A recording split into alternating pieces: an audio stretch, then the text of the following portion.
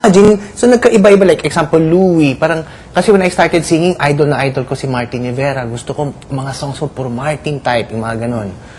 Pain, ano mga kanta, Be My Lady, ganon. But Vico said, Louie, kung puro ganon gagawin mo, di mo kuha ang second copycat ka lang ni Martin. So I said, anyway, marunong ka na mag-Tagalog.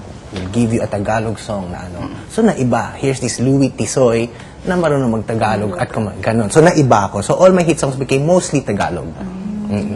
Hindi, tanongin mo na natin sila, di ba? As an artist, like sila Sen, as an artist, anong gusto mo makilala? Eventually, siyempre, when you graduate, at siyempre, isa-isa na yan. Pwedeng panalo ka, pwedeng hindi ka manalo, di ba? I was watching last week lang, kailan ba, nanood lang ako, yung mga sila, Chris Daughtry, ang gagaling. Isipin mo, hindi mo nanalo yan sa doon. Alam mo ko eh. Oo. Pero, sobra kung bumenta yung CD niya, di ba? Oo, grabe. Yun. Pero yung in other words, pwedeng hindi ka manalo, pwedeng importante yung focused ka sa gagawin mo. And si Sen, anong gusto mong maging? Oo, You'd want to be a rock star or... Ako more on pop and ballads. Pop, you're more like the same. More on the pop side. Pwede actually with sense, di ba? Pwede siya eh. Correct, yeah. Yeah. Pwede mo May nag-text sa'yo, di ba? Ha? May nag-text sa'yo? Oo, ano. Tungkol kayo.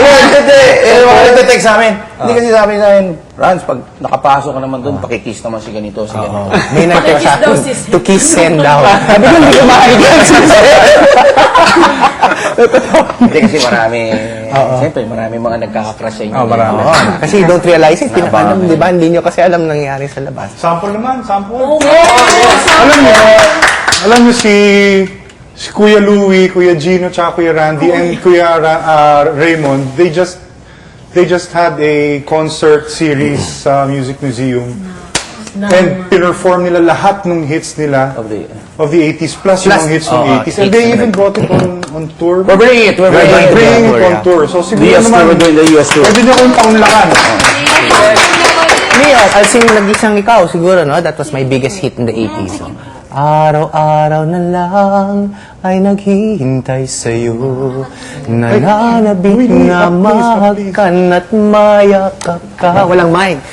Iniwan mong ala-ala ang siyang lagi kong kasama. Bakit ka?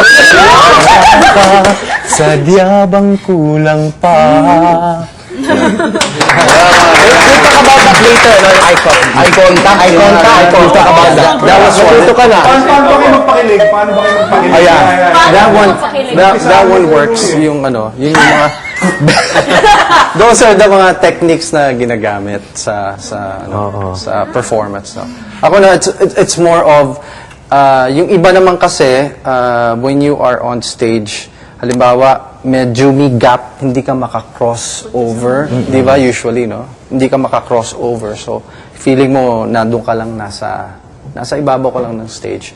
You have to reach out with your voice or your actions or your hands, you know. Anything that you can do just to make contact, eye contact.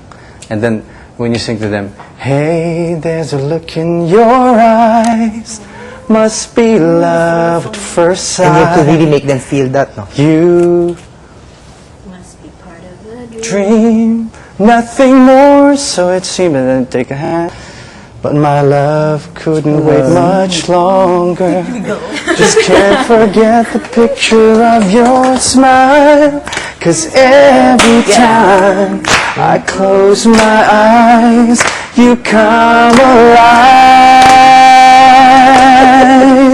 The closer I get to touching you, the closer I get to loving you.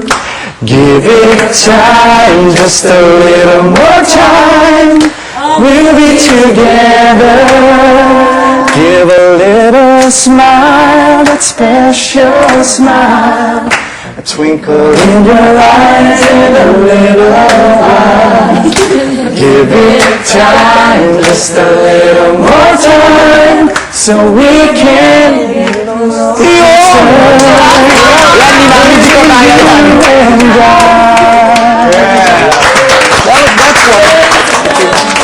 Yun ang Gino Padilla. Yun Yun. ang signature